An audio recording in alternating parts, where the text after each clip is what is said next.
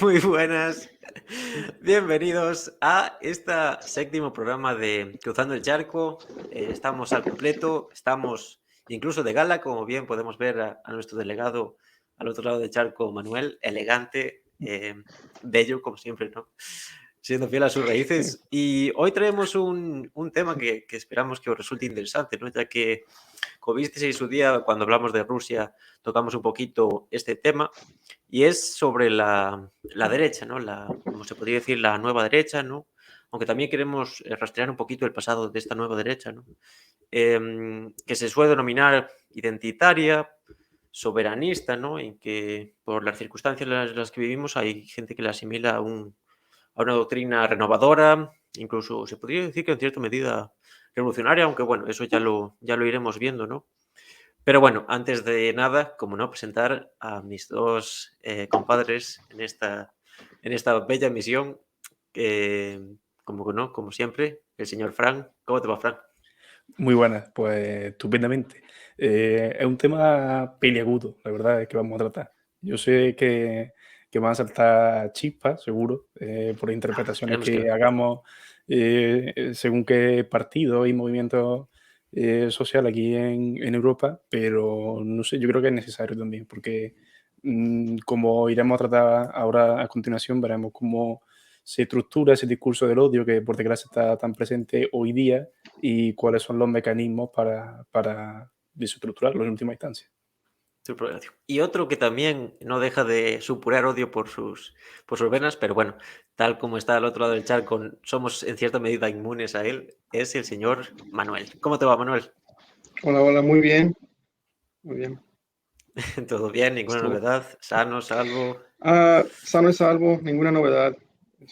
Nomás he estado estudiando, leyendo sobre el tema toda la semana. Muy bien, muy bien. Así me gusta que hagas los deberes, que te presentes a tu hora, que no Como se vengas nota que muy, le muy gusta el tema. pedo. Eso, así me gusta. Y bueno, antes de nada queríamos agradecer a la gente que ha interactuado, ha tenido bastante buena acogida el programa sobre Perú. Yo pensé que iba a ser peor porque salgo yo dando el coñazo demasiado tiempo, ¿no? Y cuando uno habla demasiado tiempo, pues surgen los monstruos, como diría Goya, ¿no? Y bueno, simplemente pues eso, agradecer a los siempre fieles, ¿no? Como Pepe Electro, que tiene un canal sobre música y así, ¿no? Interesante, si a la gente le interesa. Al señor Mister X, que después lo tenemos por aquí en cierto momento.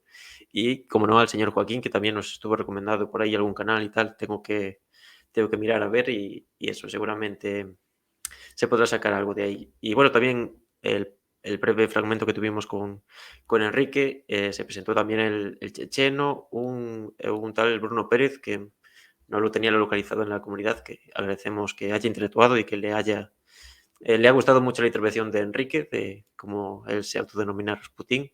Nos alegramos de eso. Y bueno, también Daniela de Paleopolítica y Cultura, que como siempre agradecemos todo el apoyo, ¿no? Y nada, también apuntar que a nuestros seguidores en iVoox, que les agradeceríamos si pudieran dejar un comentario, simplemente eso, pues una crítica o si quieren un insulto elaborado. Siempre decimos que los insultos tienen que ser elaborados, si no, Manuel no los acepta. Entonces, bueno, simplemente que nos gustaría mucho porque, bueno, nos ayuda a crecer y demás. No pedimos dinero, aquí dinero, como De pueden momento. ver, eso de momento no es necesario. Bien, pues vamos allá, ¿no? Lo teníamos pensado como quien dice, tres grandes bloques. Eh, Podría ser mejor, podría ser peor, eso nunca lo sabremos. Pero sería a Siempre puede grandes ser peor. rasgos. Pues, a grandes rasgos, lo que queremos hacer es primero una contextualización de lo que ha sido la deriva de la derecha, por decirlo así, menos sin tapujos, porque bueno, como veremos, existe en Europa la democracia cristiana, ¿no? Que es, como quien dice, una opción más centrista, ¿no? Pero bueno, esa deriva que ha tenido la derecha o la extrema derecha, sobre todo en Europa después de la Segunda Guerra Mundial, ¿no? Ya que es un momento clave, ya que caen los fascismos, y eso hace que ese sector de la sociedad que bebían en cierta manera del conservadurismo y del tradicionalismo se tengan que readaptar, ¿no? Junto al fascismo, que no desaparece, como a veces se piensa, se tengan que redactar y tengan que, pues, reacoplar su discurso y para volver después a presentarse en la sociedad. Después queríamos hablar de 3 casos concretos que cada uno de nosotros va a exponer. A mí me ha tocado la bella Italia, a Fran le ha tocado Alemania, con el partido de Alternativa por Alemania, y el señor Manuel, como ya pueden ver muchas veces en su acento, tiene tendencias provenzales, por eso le ha tocado la gloriosa y nunca bien valorada Francia, ¿no? Con el señor Zamur, que, como habías comentado, Manuel, su partido es Reconquista o algo así, ¿no? Sí, Reconquista francés, Reconquête, algo así. Ajá. Como ya ven, todo un experto en la lengua de Carlomagno y compañía, ¿no? Y bien, y por último, queríamos simplemente apuntar, si nos da tiempo también, ¿no? A ese concepto de choque civilizatorio, ¿no? Que se puso muy de moda como complemento a ese fin de la historia de Fukuyama que desarrolla Huntington, ¿no? Y también, bueno, pues tratar de debatir un poco en qué medida esta derecha sería soberanista, sería identitaria, como se denomina, ¿no? Y demás, ¿no? Pero bueno, antes de todo eso, vamos a pasar a ese breve contexto histórico. Em, no sé si queréis apuntar algo en relación a lo que supone la caída de los fascismos aquí en Europa en la Segunda Guerra Mundial. ¿Cómo creéis que eso se sobrellevó, ¿no? Por ejemplo, tú, Fran, a nivel historiográfico, que hablaremos un poquito de eso. O tú, Manuel, por ejemplo, ¿cómo ves desde el otro lado del charco esa evolución que se dio posterior a la Segunda Guerra Mundial, en la que, bueno, los fascismos, se quiera o no, bien por causas exógenas o endógenas, fueron derrotados, ¿no? Entonces, bueno, ¿cómo se puede relacionar con eso? Fran, si quieres nos introduces un poquito, después Manuel y después tiro yo unos pocos datos para ir encarrilando el tema. Sí, yo simplemente un brevísimo apunte para no saturar antes de lo que se viene con cada uno de los partidos. Yo lo que veo cuando caen los fascismos, cuando termina la Segunda Guerra Mundial, en términos de derecha europea, yo veo una derecha muy domesticada, por así decirlo, una derecha civilizada, muy lejos de las posiciones radicales que por desgracia hoy estamos viviendo, padeciendo o viendo venir, según donde nos encontremos. Si bien es cierto, siempre existían reductos reaccionarios en Alemania, en Alemania Oriental, pero eran muy, muy, muy, muy puntuales en comparación con el contexto previo del que se venía. Entonces, en el periodo este del famoso llamado Estado del Bienestar, con la política keynesiana y demás, que se rompe en teoría en el 73 con la guerra de Yom Kippur, y la crisis del petróleo, digamos que se sigue ya el punto de inflexión en el que encontramos otra derecha más neoliberal, encabezada por Reagan, por Thatcher principalmente, y siempre con ese componente antisoviético, anticomunista, y Fuerte que también, discurso. claro, y sobre todo también con la llegada posteriormente de Juan Pablo II, el Papa polaco, bueno, que tanta polémica tuvo y tan bien aceptado fue por esta derecha ultraconservadora, pues siempre planteó, ¿no?, ese discurso antisoviético, anticomunista que siempre ha estado, un componente, digamos, que siempre ha estado presente en la derecha desde la caída de los fascismos hasta, evidentemente, la actualidad, que se va exacerbando todavía hasta niveles casi ridículos en algunos casos, pero bueno, eso es más o menos a grandes rasgos como he visto yo la evolución de la derecha europea. Ujú. Porque claro, después también comentaremos en qué medida se relaciona precisamente esa derecha neoliberal que, como quien dice, triunfa en, en los años 90, pero su reverso tenebroso, como quien dice, que es la derecha más autoritaria, ¿no?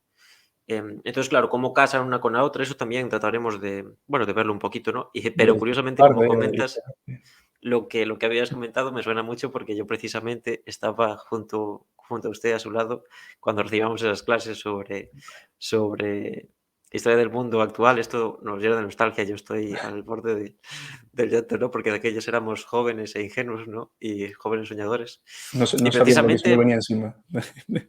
sí, y precisamente fueron unas clases realmente muy interesantes. Yo no me acuerdo ahora mismo del nombre y los apellidos del, Leopoldo Santiago Díaz Caro, un abrazo de aquí a ese un buen hombre. abrazaco Creo que no porque ordinario, ¿verdad? precisamente él contra esos hippies, ¿no? Su crítica al Mayo francés, que no es una crítica descarnada, ya lo apuntaba de alguna forma y a mí me pareció muy interesante. Creo que fue lo que más saqué de esa asignatura. Después descubrir autores, por ejemplo, como Kluskar y demás, que te completa un poquito más. Pues a mí realmente me ayudó mucho y son de esos profesores que te marcan Hombre. bastante en ese sentido, ¿no? Bastante Mm, interesante, ¿no? Entonces, Manuel, no sé si tú nos quieres comentar cómo ves esto que ha comentado Frank, ¿no? ¿Cómo lo viste tú desde el otro lado del charco, ¿no? ¿Cómo crees que ha sido esa evolución y demás? Eso, especialmente desde la Segunda Guerra Mundial. sí. Bueno, lástima que no tomé esa asignatura con ustedes.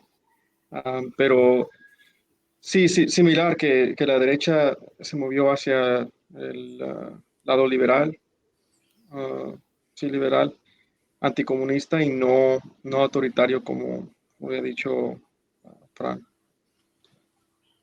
Ujú. Y en Pero sí, general, porque claro, disculpa, Manuel. no, sí, No, solo decir que, como comentó Manuel, aquí por lo menos en Europa, la democracia cristiana se hace hegemónica. Aparte, bueno, en Alemania, por ejemplo, también está el Partido Socialdemócrata, ¿no? Pero se hace hegemónico precisamente porque antes de la Segunda Guerra Mundial existía el conflicto en la derecha de cómo solventar precisamente la lucha de clases y la conflictividad, en general, sobre todo en el ámbito laboral, ¿no? Y una precisamente era la conciliación de clases a través de eso del reformismo y demás, ¿no? La apaciguación en ese sentido. Y por otro ya la vía más autoritaria y como quien dice más la imposición propiamente de esos valores, ¿no? Que sería a grandes rasgos lo que se representaría en cierta medida también el fascismo, que también tiene su parte reformista y social demás, ¿no? Como después comentaré, por ejemplo, yo en el caso de Casa Pound en Italia, ¿no? Entonces, claro, en ese momento triunfa, curiosamente cae el fascismo, pero en Europa se impone a grande esa línea socialdemócrata de las reformas son pero también con ese fuerte discurso anticomunista, porque en cierta medida esas reformas no son que una concesión, como quien dice, o al menos yo así lo veo, no sé vosotros qué opináis, una concesión en sí de la socialdemocracia y de la democracia cristiana, sino una medida que se toma precisamente por lo que estaba sucediendo en el este, que poco a poco irá decayendo, ¿no? La Unión Soviética, ese poder de influencia que tenía no solo a nivel geopolítico, sino a nivel ideológico. Posteriormente ya con Khrushchev y ya es otra historia y con Brezhnev. Yo esa parte de la Guerra Fría creo que no hay que entender desde una conflictividad social, sino una conflictividad pues más bien geopolítica, ya que ambos eran modelos capitalistas, ¿no? Pero bueno, a grandes rasgos sería eso también. em, se crea ese estado del bienestar, ¿no? No sé si os habéis silenciado ambos y parece que estoy No, yo es que tengo en una aquí a tercera. los perros del vecino ladrando y por eso no quiero que se escuchen más Vale, ya, vale, pero pensé ya se que... han calmado un poquito. Pero sí, al igual que he dicho antes que la derecha como que se domestica o se adiestra, por decirlo de una manera un tanto vulgar, con la izquierda marxista tradicional, clásica y parte también de la socialdemocracia, pasa lo mismo, ¿no? Digamos que hay como una convergencia por esa reconciliación de clases, como bien has dicho, abandonando posiciones, en el caso de la izquierda, más revolucionarias, más radicales, en el sentido de atacar la raíz del problema, y se van acercando más a posturas reformistas que en última instancia pues hace que la derecha también se sienta cómoda, ¿no? En ese enfrentamiento. Si tienes tú digamos, una izquierda potente que es consecuente con su discurso y lo lleva a la práctica en un sentido revolucionario, pues te presenta más dificultades que si eso se reduce meramente a un discurso, una batalla cultural, una batalla dialéctica en el Parlamento, por así decirlo. Entonces, ahí yo creo que la derecha se siente más cómoda en ese sentido porque está arrastrando a la izquierda a posiciones más conservadoras, más tradicionales y en última instancia más reformistas. Claro, porque precisamente a ti que te gusta el tema de Gramsci y yo posteriormente hablaré de Italia, el PCI en realidad es uno de los grandes referentes del eurocomunismo, ¿no? Que el eurocomunismo, Sí. si lo comparas, por ejemplo, con el Berstianismo, con Bernstein, con las teorías de Bernstein, que se dan antes de la quiebra de la Segunda Internacional, es prácticamente un calco, ¿no? Que Se bebe adapta mucho, bebe directamente de bebe Bernstein. directamente, incluso una obra como Reforma y Revolución de Rosa Luxemburgo, aplicada al eurocomunismo, casi queda también un calco similar. En Pero Bélgica tiene una que ya es hablamos eurocomunismo. del eurocomunismo aquí en el canal, de que no tiene nada que ver con Gramsci, de que fue una ocultación y Sí, quizá, manipulación de no, estos no, días, no te lo no tomes como tiene una nada acusación. que ver. Esta vez no era una acusación, ¿no? No, ya, Simplemente ya, era. pero digo para la gente que ya llegue de nueva y no lo haya visto, pero evidentemente el PSI quien lo impulsa, luego decía Carrillo, en fin, Claro, como el la tío de las horas, pasionaria pero en este caso con el eurocomunismo, y al que se suma también el Partido Comunista francés francesa. fuertemente estructuralista, y claro, sí, es el PSI quien lo impulsa, pero no tiene nada que ver con la idea de su No, fundador, no, no, claro, de claro. Antonio Gramsci. Claro, claro, sí. Eso no te lo tomes. Esta vez sí que no era una acusación, simplemente era un apunte. Entonces, bien, también la relación que tú has dicho. Pero claro, este estado de bienestar lo que crea es una enorme corrupción, ¿no? Porque es el caso de Cole, de Edmund Cole, ¿no? Y demás, como esos grandes mitos, que también serán grandes mitos de la unificación europea, de la creación de la Unión Europea, cómo caen precisamente por su relación, que existe esos vínculos entre economía y Estado, que crearon una fuerte dependencia de uno con el otro, y también esto servirá de base a después el discurso neoliberal de que hay que liberalizarlo porque eso es la única forma de que se acabe la corrupción, ¿no? Precisamente desvinculándolo uno del otro. Y no solo eso, sino también, a mi forma de ver, produce como una cierta anestesia, ¿no? Al movimiento obrero, que cuando le pilla por sorpresa, a veces sopetón, este movimiento privatizador y ultra neoliberal en los 90 sobre todo, y cuando cae el muro y finalmente la Unión Soviética, le pilla como a contrapié, ¿no? No tiene esa cultura contrahegemónica para plantar cara a estas políticas conservadoras y que iban virando el eje político cada vez más y más y más a la derecha, ¿no? Entonces, fue una generación que afortunadamente no se tuvo que ver en esa tesitura, en esa coyuntura de enfrentamiento directo con la clase dominante para exigir lo que es suyo, que son derechos sociales y laborales, cuando se revierte toda esta situación y entra este discurso ultra neoliberal de los 90, no tiene esos mimbres, no tiene esos lazos de solidaridad, digamos, para plantar cara a estas políticas. Claro, y aparte, bueno, yo diría incluso que es algo anterior a la caída de la Unión Soviética, que tiene gran influencia en el mayo del 68, ¿no? Porque precisamente lo que hace esa izquierda es vincularse al Estado y ese estado del bienestar, ¿no? Y defender ese propio Estado, cuando una obra como, por ejemplo, Estado y Revolución de Lenin niega toda esa doctrina y no puede asimilarse una cosa con la otra. Entonces, de ahí también bebe, por ejemplo, una fuerte crítica que hace Manuel, por ejemplo, la serie que tenemos de Milton Friedman, de esa relación entre Estado de economía y esa relación burocrática y esa relación de corrupción, que eso es cierto, ¿no? Y eso sí que se lo apunto como un punto, como quien dice, para él, ¿no? Pero eso no quiere decir que el proyecto, como quien dice, socialista de verdad, tenga otra concepción de Estado. Que eso es también lo que yo discuto mucho con el liberalismo, que es esa concepción de Estado. No sé, Manuel, tú qué opinas en general de todo esto. Y aquí ya simplemente, si nos quieres apuntar, tú precisamente vives en California y esto tuvo mucha influencia, cómo esos cambios que se dan en el mayo del 68, cómo eso empieza a cambiar un poco la cosa, ¿no? De que ya se empieza a ver un nuevo cambio en la dinámica, ¿no? Que dará mucha fuerza a lo que después pues, será Thatcher, en el caso Reagan, en el caso de Estados Unidos, ¿no?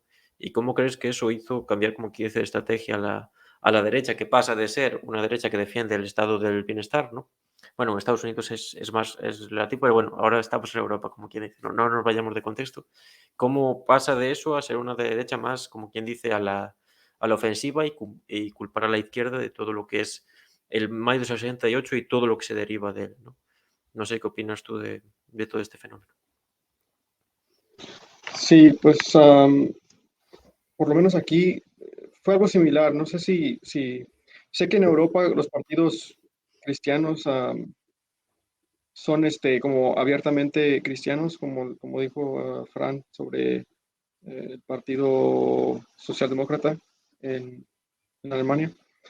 Pero aquí no es abiertamente cristiano, pero en esa época, en 70s, 80s, los republicanos giraron hacia el, evangelismo.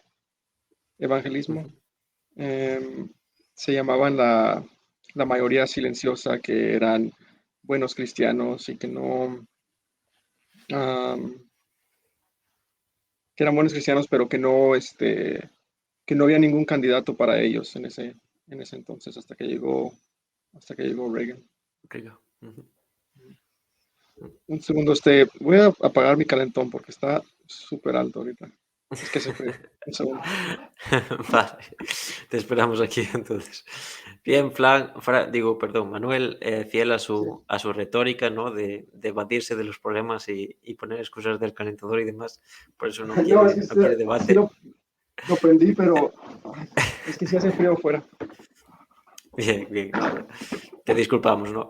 Bien, vamos un poquito a avanzar un poquito en esta contextualización, ya trayéndola al presente, porque claro, se da esta paradoja de que en los 90 esa derecha triunfa, ¿no? Es capaz de imponer su modelo, que curiosamente anteriormente, pero claro, con la complacencia de la izquierda, hasta el 68 tiene la complacencia de la izquierda, porque básicamente comparten la noción de estado de bienestar. Hay matices, obviamente, hay cierta simulación de riña política, pero no en ese estado. Después, mayo del 68 le da legitimidad, ¿no? Le va dando argumentos de que la izquierda es algo que en última instancia no representa los intereses ni de la mayoría, que plantea cuestiones ya en aquellos momentos banales, que promulga como promulgaba en mayo del 68 la siempre rebeldía por la rebeldía, ¿no? Que no, eso, ¿no? Pues también asociado a lo que es el movimiento hippie, lo que supone el trauma del movimiento hippie, porque no nos olvidemos lo que supone la Europa de posguerra, todos los valores hippies son la negación, por la negación de esos valores sin más, ¿no? No es la superación de esos valores. Entonces, claro, esto nos lleva a ese contexto de los 90. Simplemente por aquí en Europa tenemos el fenómeno de la construcción de la Unión Europea, que como ya hemos comentado, por ejemplo, cuando fuimos a Paleopolítica y Cultura, parte del Tratado del Carbón y del Acero es de intereses puramente económicos, pero también se tiene que tener un discurso ideológico, ¿no? Y esto parte mucho, pues bebe mucho de las fuentes históricas, de lo que es la Europa reconstruida después de la Segunda Guerra Mundial, la Europa supuestamente de la conciliación, que como vemos, por ejemplo, ahora en la guerra con Rusia no existen ni siquiera con ese proceso de unificación tan largo, unos intereses comunes a todos los estados europeos o los principales occidentales, ¿no? Entonces, bueno, ya se va construyendo todo eso, una sobredimensión enorme de la democracia, ¿no? Ya que bajo ese paraguas de que es el sistema menos malo, pues realmente se cometen pues, una cantidad infinita de casos de corrupción, de simulación de una contienda electoral que con el paso va avanzando y como veremos eso le da muchos argumentos a la derecha identitaria. Nos vamos a referir como extrema derecha a lo largo del programa porque es más fácil situarlo, aunque bueno, a lo mejor podríamos discutir en qué medida es extrema, es identitaria y soberanista, ¿no? Pero bueno, nos referimos así y ya se va asentando eso, ¿no? Pero también otro factor importante y que va a ser importantísimo y que quiero que lo discutamos un poquito es el factor de la inmigración, ¿no? Porque en los 70 y 80 lo que hay es una migración interior. Por ejemplo, aquí en Galicia y en ciertas partes, supongo que también de Andalucía y demás, todos tenemos esos abuelos de 70, 80 años que tienen familiares que emigraron a Europa, generalmente pues eso, a Alemania, ¿no? A Francia, pluriempleados, ¿no? Eso, ¿no? Eran, al fin y al cabo eran recibidos como europeos, pero bueno, no dejaba de haber sus tintes, ¿no? Pues, generalmente mucha inmigración portuguesa, por ejemplo, en Suiza hay mucha inmigración portuguesa aún allí localizada, ¿no? En los países del sur, generalmente, el sur de Italia, que bueno, que también emigra a Estados Unidos, ¿no? Pero es una emigración, podríamos decir, intraeuropea, ¿no? Hasta más o menos los años 70, 80, ¿no?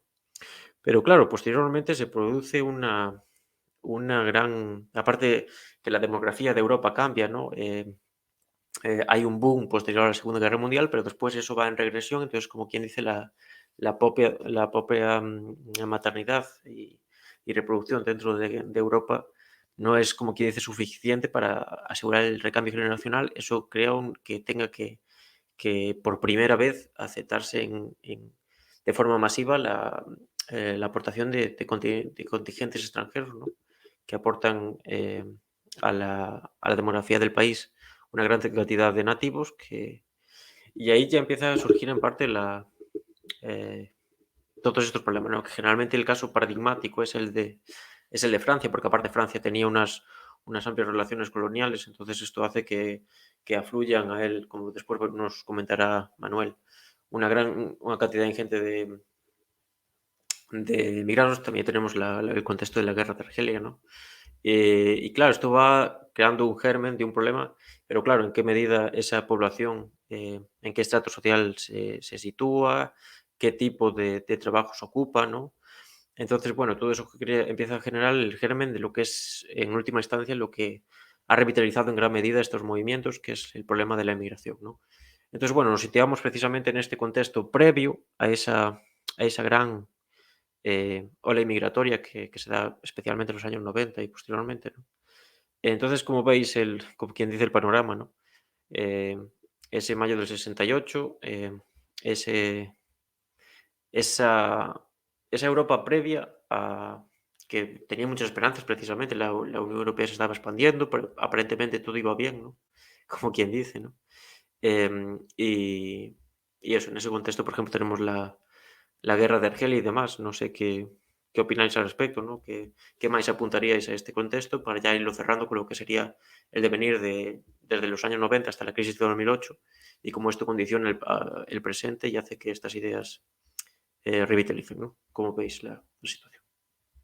Yo apuntaría principalmente o sea, como origen de esa extrema derecha o del movimiento identitario, principalmente al tema que has comentado de la inmigración, que es el principal argumento que ellos erigen a la hora de justificar sus posiciones y de su razón de ser, ¿no? Nosotros, hablando como si fuese de extrema derecha, ellos dirían que entendemos, que entienden que en el caso alemán, en el caso francés o italiano principalmente, hay como una teoría del reemplazo, que es lo que ellos hablan, en la que, según ellos, evidentemente, yo aquí quiero dejar esto bien claro, entienden que son la masa de inmigrantes de forma descontrolada y demás, como comentan, que en última instancia acabarían reemplazando la población original de sus respectivos países.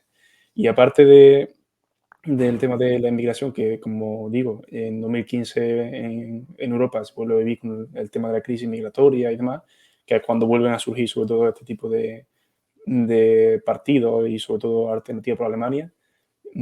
Apunté también al tema de la crisis social, de la crisis económica y la crisis del petróleo, en el caso del siglo XX, como estamos hablando.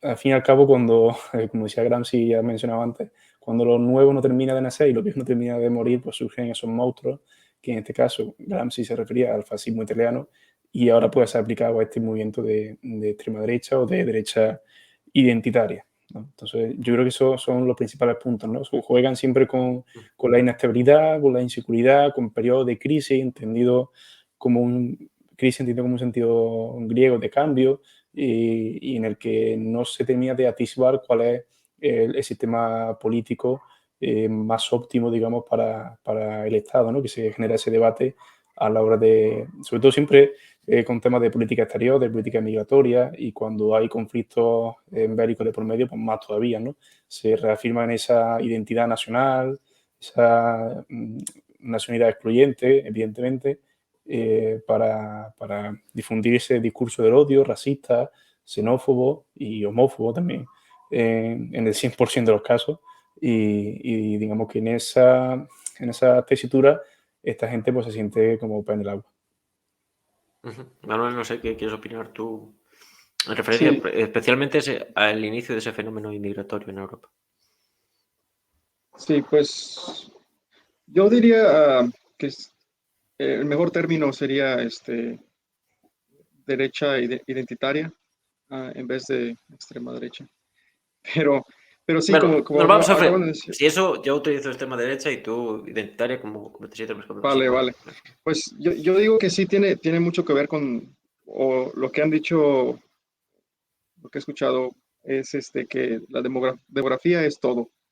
Y en Europa, como dices, después de la Segunda Guerra Mundial, hubo ese boom, especialmente aquí en Estados Unidos, de los baby boomers, pero Ujú, después no, la población no está a nivel de reemplazo, como dices. Creo que había ujú, leído que En Grecia, si empiezan a reemplazar su población, si empiezan a tener 2.1 hijos por mujer, no, no, no regresaría la población, seguiría en declive por 80 más años. O sea, es algo que ya es casi imposible de De reversar, revertir. de revertir, perdón. Y sí ha causado pues, esta ola. No nomás eso creo que ha causado la ola. Uh, había leído también que como 44 pidieron, les preguntaron a países, gente en países de subsahara, africana, subsahariana, Sí, África que subsahariana. sí, sí, si tuvieran la oportunidad de emigrar a Europa, lo hicieran, y más de 44% había dicho que sí lo harían. En una población donde está creciendo, creo que al año 2050, por 4. O sea, ahorita que hay ¿cómo se dice en español? Mil millones en África, van a ser 4.000 millones de africanos en poco tiempo. Y, y, o sea, ahora gente piensa que si es más pobre el país es menos probable que emigren a Europa, pero si es poquito más rico, tienen la habilidad de hacer de tomar esa jornada y irse a Europa. Entonces, sí creo que Europa está en, en una posición donde sí van a llegar mucho inmigrante a Europa. Bueno, Eso es que, no como que hay. dice, ya han llegado, y especialmente en el caso francés, Sí, ya. es un paradigma, Oh, ¿no? sí. Pero bueno, también a veces se manipula un poquito en ese nivel estadístico, se pone una tendencia fija y se alarga en el tiempo, cuando realmente es muy variable a lo largo del tiempo, dentro de 5 años, ese tipo de tendencias es como, yo qué sé, decir que los ritmos de incremento de la población mundial se van a mantener constantes de aquí a No, X años, ¿no? sí, sí, sí. O sea, no, son como Sí, claro, claro, modelos, son modelos estimativos y es una estimación, pero sí, hay gente que se los toma como que dice al pie de la letra, ¿no? sí, o sea, sí, hay muchas variables, ¿no? ¿Quién iba a predecir que iba a haber guerra o lo que sea? Sí, se entiende eso, pero, ah, o sea, como había dicho, la demografía ha causado esas reacciones políticas. Y en Francia, como habías dicho, hay muchos, como tiene ah, había muchas colonias en África que Sí, tenía Francia. Francia. Y aparte Francia. las asimilaba con la ciudadanía, porque, por ejemplo, en Estados Sí, Unidos, digo, por ejemplo, en Gran Bretaña, Londres en general es una ciudad bastante cosmopolita y que recibe mucha inmigración, pero en el resto del país no tanto por esa cuestión de que no los asimilaba totalmente la ciudadanía británica. Y bueno, también está el caso de Australia. sí, sí, y en Francia sí, es muy diferente. Am, pero sí. Claro, y tú precisamente vas a hablar de, bueno, antes de nada, esto de la inmigración nos lleva obviamente a Malthus, ¿no? Tal como lo plantean esta clase de, bueno, la extrema derecha, derecha identitaria para Manuel, nos plantea de eso, tiene un problema de en qué medida la demografía marca eso, también lo llevan a un parámetro cultural, también que se ve, por ejemplo, bebe del darwinismo social del siglo XIX, ¿no? Es más complejo eso, para tener un debate sobre migración, yo creo que daría para un programa entero, tal vez con algún invitado, ¿no? Pero eso, daría para... Entonces no nos vamos a meter mucho, pero bueno, es una de las principales bastas. Y también, ya por apuntar algunos eventos históricos, en Francia tenemos la guerra de Argelia, que precisamente lo que se pretende es esa cuestión también colonial, pero de un desarrollo de los que se denominaban pies negros, ¿no? Que se hace con esa población que, como quien dice, son franceses, que habitan en Argelia, pero consideran que Argelia es su lugar de habitación, sin embargo se asimila más a los valores de la metrópoli, ¿no? Es una de esas grandes guerras coloniales que, bueno, también se relaciona a la humillación en Vietnam, y crea precisamente un grupo de extrema derecha de la UAS, que tú también nos comentarás, Manuel, en qué medida Zamur, el político que a ti te ha tocado, como quien dice, investigar para hoy, qué relación tiene con esa emigración francesa. Aquí tenemos el caso en España de Jorge Bestringer, que también fue su familia deriva de eso, ¿no? De los Pies Negros franceses. Estuvo vinculado también a organizaciones de extrema derecha, aunque bueno, ahora está en Podemos, ¿no? Es un camaleón político, podría decirse, ¿no? Pero es interesante incluso escucharlo hablar, porque también habla del nacionalbolchevismo y así, ¿no? Pero bueno, no sé si tú, por irnos apuntando, como dice, para ir sabiendo do boca, Manuel, nos puedes hablar de Zamur, cómo se relaciona con esa inmigración argelina Sí. y que, bueno, obviamente no es de clase baja, como quien dice, o no sé en qué medida es Pies Negros, pero cómo trata esa cuestión y la cuestión de la OAS, que hay una película muy buena que es El Chacal, basada en un libro, que es un intento de asesinato a De Gaulle y fue algo que conmocionó a la sociedad francesa, toda la guerra de Argelia y demás. No sé cómo lo tratan en este caso en la actualidad de Francia.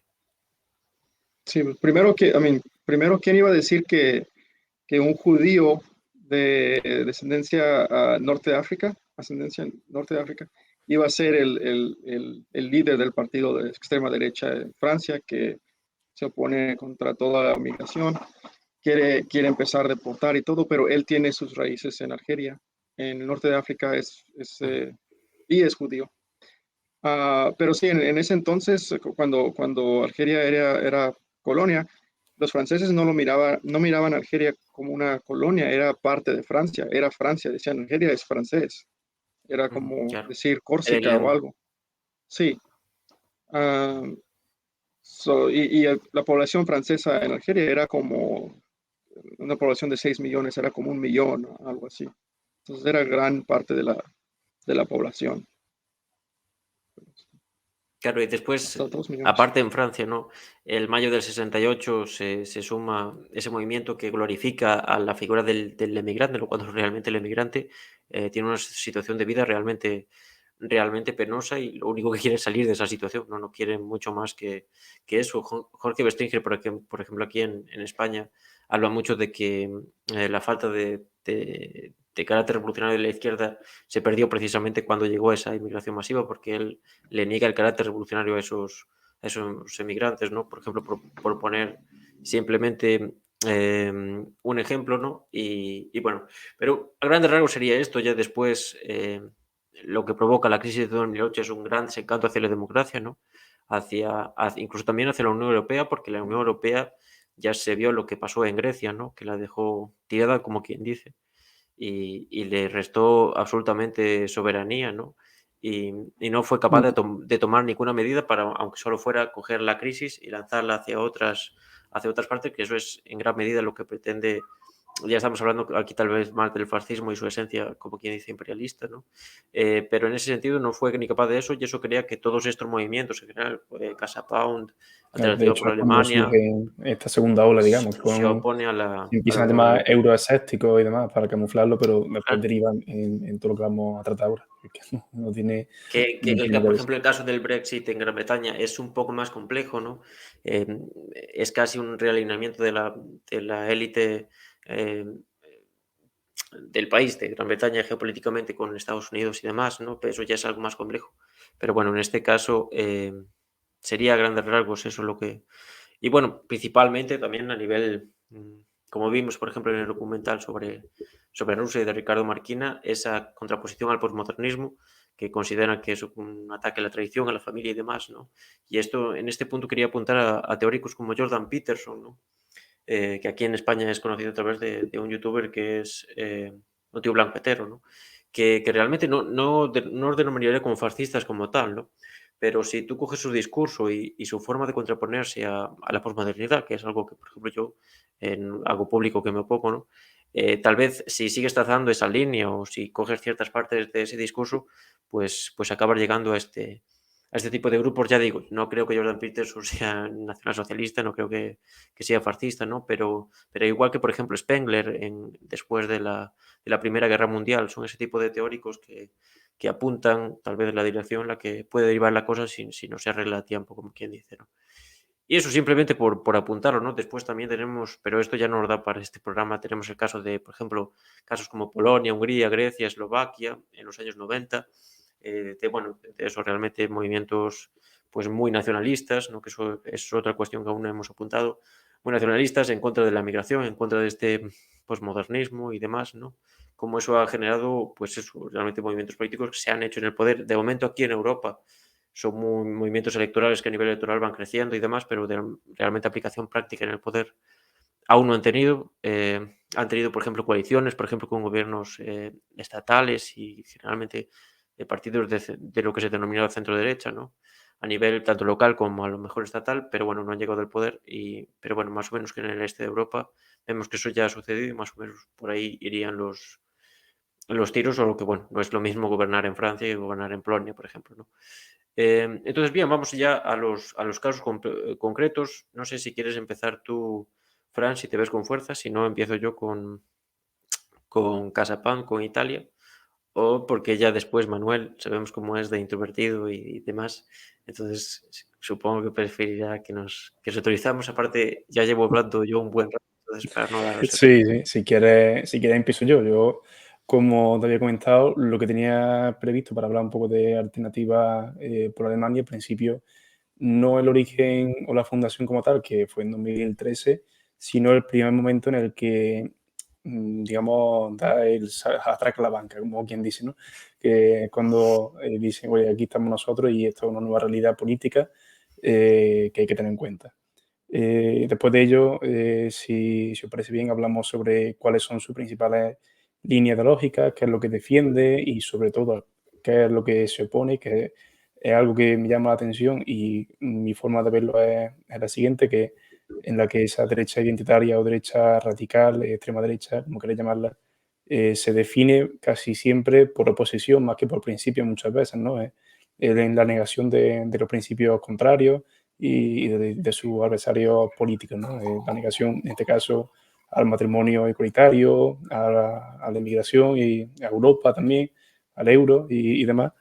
Y bueno, como digo, el surgimiento como realidad política, por desgracia, relevante, yo lo situaría en 2017, que tienen, aquí tengo apuntado, obtuvieron un 12,7% en las elecciones estatales de Alemania, pero también en 2020 con la polémica elección del presidente de Turingia, del Estado Federal de Turingia, cuando siendo el líder del Partido Demócrata Liberal, el menos votado, aceptó los votos de la extrema derecha de la AfD, de Alternativa por Alemania, y consiguió ser el presidente, ¿no? Tengo por aquí apuntado su nombre, este señor que aceptó los votos de la extrema derecha por primera vez y rompe con ese pacto de no colaboración o el cordón sanitario que ahora se habla tanto con la extrema derecha, fue Thomas Kemmerich, que como digo fue el menos votado y sumó los votos de la CDU con los de Alternativa por Alemania, con la polémica que esto levantó por Angela Merkel, perdón, que en ese momento estaba fue en Sudáfrica y negó, ¿no? este hecho diciendo que eso no podía ser posible, que renegaba de este resultado electoral y sobre todo de la suma parlamentaria y pidió que se retirase. Al final se retiró y más que poner un punto y aparte en este periodo trágico parlamentario de Alemania, digamos que lo avivó, ¿no? Como decir, lo estáis censurando, ¿no? El discurso este victimista que muchas Claro, veces tiene... es que no hay peor estrategia que esa del cordón sanitario, porque es como casi darle la razón de que son Claro, diferentes al resto y por eso no los tiene quieren esa apartar, todo confrontación. eso. Entonces, digamos que se volvió a revivar. Alemania, por hacer un breve repaso de su tradición política, como ya hemos comentado, un país con una fuerte tradición democristiana, ¿no? Y la CDU con Angela Merkel al frente es el mayor caso, ¿no? El mayor ejemplo. El propio Joseph Strauss, que era el líder de la CDU a finales del siglo XX, no me acuerdo de la década, no me pidáis más, en referencia a este cordón sanitario, decía tal cual, cito textualmente: no podemos permitir que haya un partido político legitimado a la derecha de la CDU.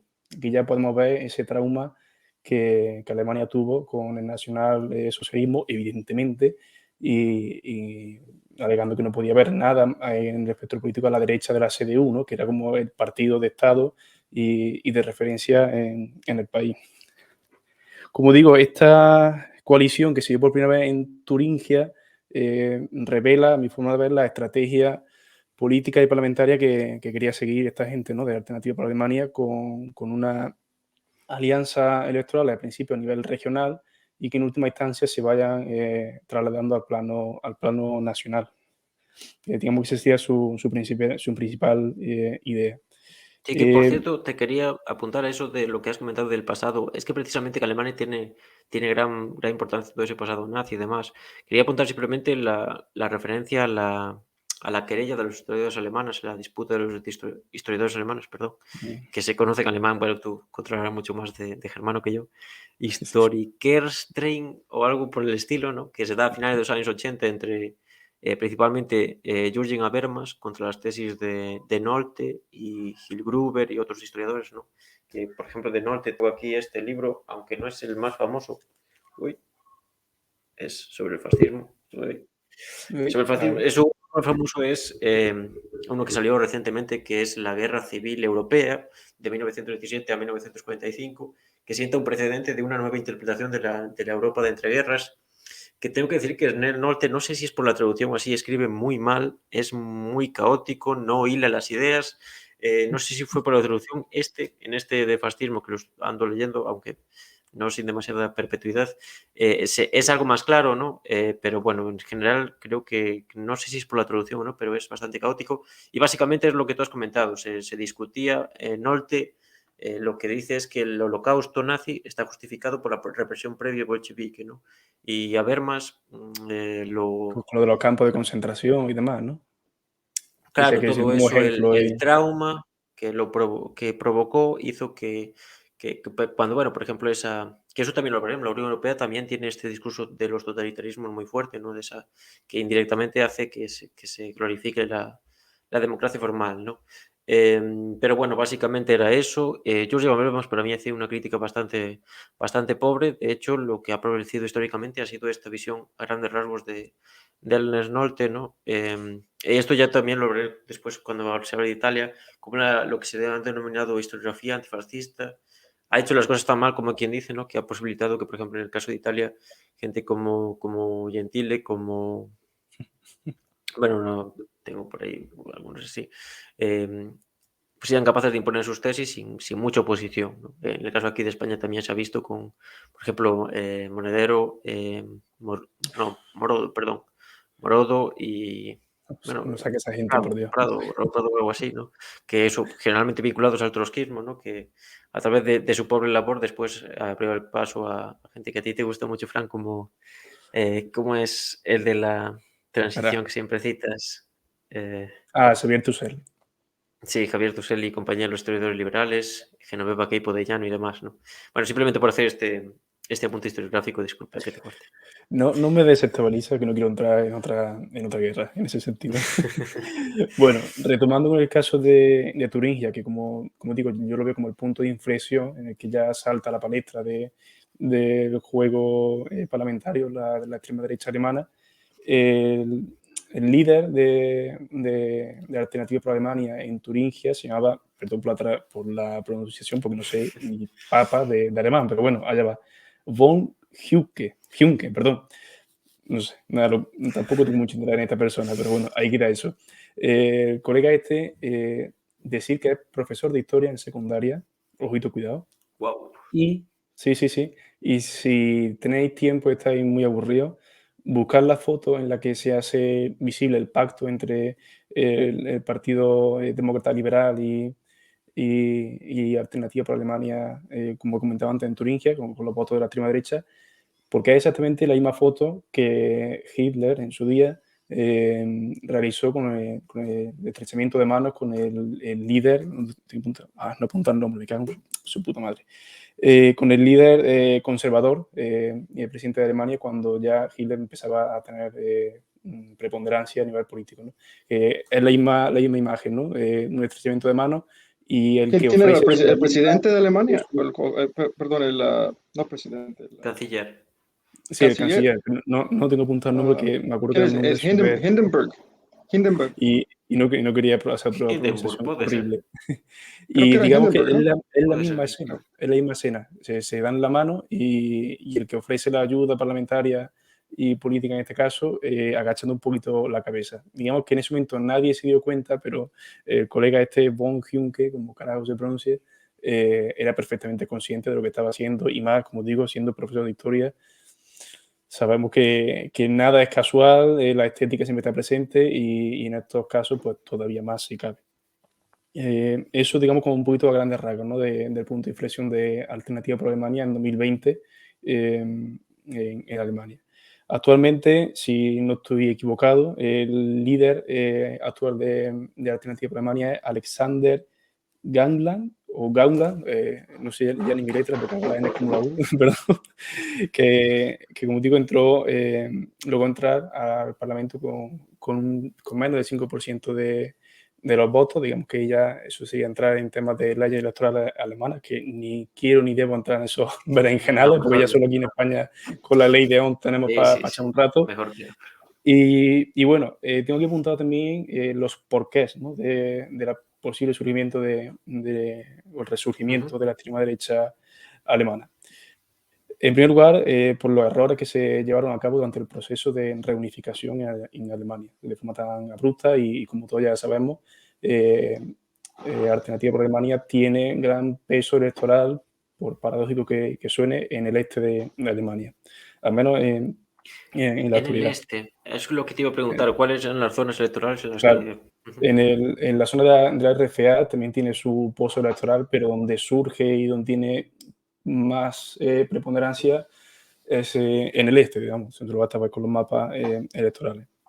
Otro, como ya hemos comentado anteriormente, la crisis económica, sobre todo crisis del 2008 y la crisis migratoria de 2015, que es cuando se vuelven a reafirmar en su discurso racista y xenófobo. También tiene que ir apuntado, aparte de la política de apertura de fronteras siempre selectiva de la mano de la Unión Europea, y ahora creo que ya es más evidente todavía si cabe, la falta de una identidad alemana, digamos, reconocible y sobre todo teniendo en cuenta la disparidad que hay entre el este y el oeste del país, ¿no? No hay una identidad o una referencia en la que todo el mundo se una, que yo creo que eso, a grandes rasgos pasa en casi todos los países, ¿no? Pero esta gente pues sabe aprovecharse de esos debates, de esas coyunturas para ofrecer un discurso simple, muy simplificado, muy sencillo, muy fácil de asimilar, que a la gente que echa en falta eso, pues digamos que les agarra como un clavo ardiente. Que de hecho, hablando de gente que echa en falta y en el este, hay un término muy guapo que se llama Ostalgie, que significa añoranza por la RDA. Se lo dejo ahí, está guapísimo. me llama mucho la atención. Eso es de Joné, creo, algo así. Yo qué sé, Fran, siempre sacas el tema. No, es broma, pero Yo diré que investigue, pues yo investigo. sobre lo que tú comentas de la reunificación, no hay que olvidar lo que supone en la RFA la asimilación de muchos cargos nazis, ¿no?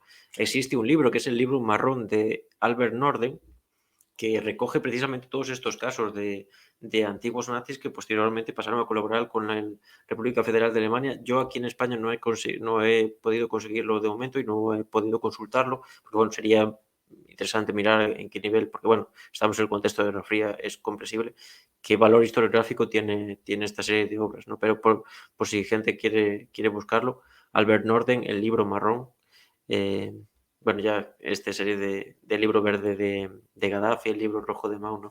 Esperemos que no vaya por esa línea, porque si no, El madre arco mía, iris la cantidad de invención histórica que será como nosotros dos, ¿no? Y también apuntar que en referencia a lo que has comentado, la política de la Unión Europea en referente a la inmigración, Alemania fueron de los principales promotores de este movimiento que era Bienvenidos Refugiados o Refugees Welcome en inglés, ¿no? Y precisamente lo que se ha visto con el tiempo es que eso ha repercutido de una forma enorme en la economía alemana. Lo que se hizo con esa gente fue prácticamente esclavizarla en la producción, en las grandes cadenas productivas alemanas y se ha constatado a nivel estadístico que la burguesía alemana fue quien más ganó con todo ese Refugees Welcome, que la cara visible de todo eso es precisamente Angela Merkel, ¿no? Toda esa política especialmente en referencia a refugiados de origen turco, ¿no? Turco, sirio y demás, ¿no? Sí. Entonces, bueno, simplemente por apuntarlo. Mejor. Volviendo a punta rápida, antes de que se me olvide, en Alternativa por Alemania tienen como una especie de copresidencia. Y para no meter la pata, voy a mencionar a los dos que me parece que tras la búsqueda además me apareció como copresidentes, tal cual. Una de ellas sería Alice Weidel, que es la líder parlamentaria, supongo que será aquí como el portavoz y demás. Y luego, esto no tengo ni puta idea de cómo pronunciar, pero es Tino Churupalla, con dos L, o sea, es muy raro. Es que me pone que es líder desde 2019. Y Sí. bueno, como chacarrillo de fonética aparte, la extrema derecha alemana, como cualquier fenómeno de extrema derecha, se aprovecha de la inseguridad, ¿no? ¿Y a qué se opone en este caso? Pues bueno, principalmente a la inmigración, como está hablando, al Islam, tiene ese fuerte componente islamofóbico y, por supuesto, y por eso también al matrimonio igualitario, ¿no? Digamos que son los pilares fundamentales para la defensa de lo que ellos entienden por la sociedad tradicional, conservadora y cristiana. Y en última instancia, pues esto lo que contrapone es una realidad que es hoy día Alemania, que es un país con una diversidad cultural afortunadamente bastante amplia, y ellos entienden eso como, bueno, sí, como una amenaza y como lo que hemos hablado antes de la teoría del reemplazo democrático, del reemplazo étnico, que son palabras Claro. mucho mayores y que me ponen los payos de punta. Eh, con respecto al euroescepticismo también que hemos hablado antes, ese componente originario en su día sigue estando presente en la Alternativa por Alemania porque entienden que la Unión Europea pues, es uno de los principales males de la nación todopoderosa alemana. Sobre todo el Porque, vínculo que tiene Merkel con todo eso. claro, porque entienden que es como un freno a la política alemana o al desarrollo de la nación alemana. El tener que ser interdependiente dentro de un marco geopolítico, económico, tan fuerte como el euro, con unas políticas fiscales en teoría comunes. Por eso defienden también la vuelta al marco alemán, que me llamó mucho la atención, como si aquí en España decimos que Eso vuelve a la en peseta. eso Casa Pound también es un punto en común También, con ¿no? Casa Pound. Entonces, en sus primeras elecciones se presentaron con el lema o con el deseo, según ellos decían, de corregir el error histórico europeo, digamos, para que nos hagamos una idea ya de por dónde iban los tiros. Y en esas elecciones pues, superaron el 10% de En las la intención de últimas. voto y creo que obtuvieron 83 escaños, una burrada, ¿no? Va a ser por primera vez su región parlamentaria.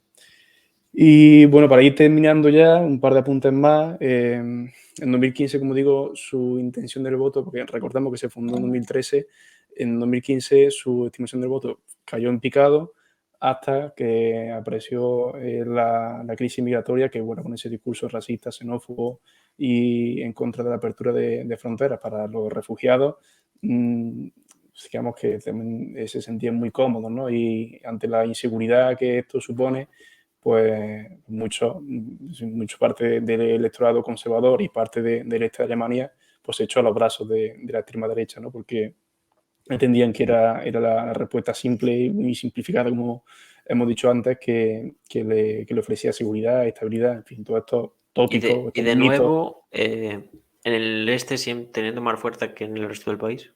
Sí, sí, es que, como digo, no quiero centrarlo solamente en el este porque parece que es como toda la culpa No, sí, sí, sí, sí. de la reunificación y demás, pero surge principalmente en el este y tiene Es la unos parte más pobre del resultados país, al fin y al cabo. fuertes, exacto, exacto. Tiene, todos sabemos cómo se fue la industria, ¿no? De todo el Manuel se este. sonríe porque piensa que eso es comunismo, pero ya lo Claro, discutiremos otro claro. día Entonces, claro, en ese No es contexto, en comunismo, el... ¿no? Nah. Te queremos, cabrón. En ese contexto de, bueno, de paro, de inseguridad, de la crisis migratoria y demás, en todo el este, que era en parte también por donde entraban principalmente esos flujos migratorios, por la extrema derecha ahí campaba a su ancha. Sí, es verdad que tiene también presencia en el occidente, pero bueno, hasta el día de hoy, si no hay algún vuelco electoral, como dice Demetrio aquí cuando se produjo con la elección andaluza, el obispo de Córdoba, no, no ha habido cambio, ¿no? En ese sentido. Y por último, con respecto a la zona más pujante de la extrema derecha en la actualidad, como me has comentado, y ya con esto voy finiquitando, traigo las principales zonas, ¿no?, en las que en las últimas elecciones Alternativa por Alemania ha tenido, digamos, un cierto peso electoral que puede decidir los gobiernos de la zona. En primer lugar, Baviera obtuvo un 10% del electorado. En Brandenburgo, y a partir de los que digo ahora son todos segunda potencia, Brandenburgo obtuvo un 23%, en Pomerania Occidental 16,7%, en Sajonia, en la región de Sajonia, 27,5%, en Sajonia, otra vez, perdón por la pronunciación, Sajonia-Anhalt, como carajo se pronuncia, que es a nivel estatal, en el Parlamento estatal, un 20,8%, y en Turingia, y ya con esto cierro con un círculo perfecto, 23,4%. O sea que, ojito, cuidado. En todas estas, salvo en Baviera, como he comentado, son segunda potencia electoral y demás. Y en Berlín no, se me olvidó apuntar, me cago en más, pero recuerdo que no tenían apenas relevancia. Creo que eran la quinta fuerza política. Que eso incluso para entender el nazismo, las diferencias regionales... No, muy bien, eso sí. Un buen trabajo de investigación. Simplemente para entender las diferencias regionales para entender el nazismo, hay que entender que, por ejemplo, el Putsch de Múnich Estás enfermo, ¿no? El Putsch de Múnich de Hitler se dice que realmente fue para evitar la secesión de una de las zonas más ricas. Eso también el straserismo, una de las corrientes, como quien dice, el corriente obrerista dentro del nazismo, también defendía eso, ¿no?, que era una parte del país más pobre y obrera, ¿no?, en contraposición a la otra más rica, que finalmente en la noche de los cuchillos largos se acabó imponiendo la otra parte, ¿no? Y precisamente antes de pasar a Manuel, también en Francia ocurre lo mismo. Generalmente las zonas obreras que antes votaban mayoritariamente al PCF, hoy día triunfa el Frente Nacional allí, ¿no? Entonces, Manuel, no sé si después de patrocinar esa deliciosa marca de refrescos que hace que hoy estemos Es aquí. agua. Es Ah, agua. Es francés. Bueno, es inglés. Creo que es gringa, pero se llama La Croix. No sé si lo tiene allá. La Cruz, no. ¿De qué? Pero es agua, Es agua. Sí. Agua pero en con algún lata, sabor o por algo. Dios, sí que solo puede pasar en Estados Es, Unidos. Qué asco. sí, es agua mineral como con sabor. Este es de Lima. Dios santo, Manuel, eso Quita tiene que eso, ser quita eso de la vista, por favor, de verdad.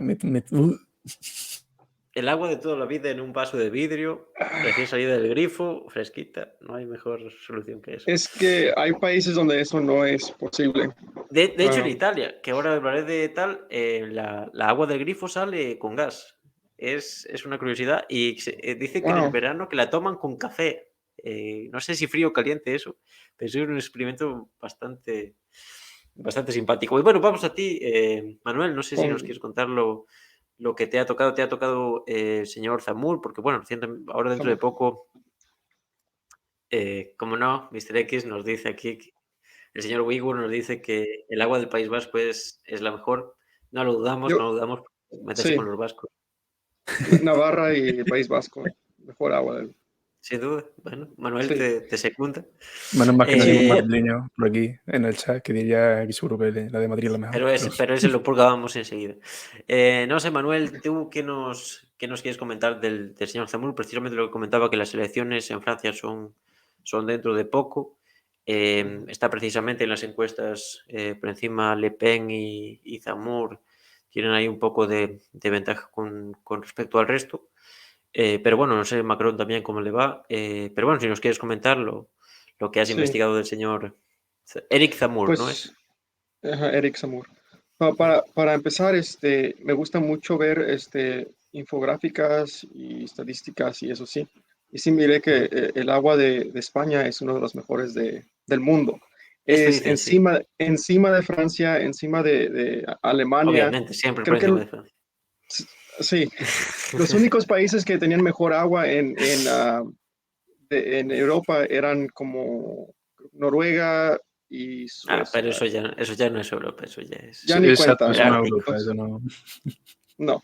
Entonces, España tenía mejor agua. Es la Y, referencia del agua, sí. Yo también lo creo. y también es el país más saludable. No sé si tiene algo que ver con con el agua. Entonces, Eso ya es el aceite de oliva más, eso controla más Fran, pero precisamente Eso pasa a otro programa también aquí, del aceite de oliva que tenemos en precisa- Andalucía. Ojito, cuidado. también, precisamente la esencia de este programa, la conjunción del sur y el norte, aquí tenemos una de las mejores aguas yo creo que incluso del planeta, ¿no? Un agua de muy gran calidad, y en el sur tienen un aceite de oliva y unas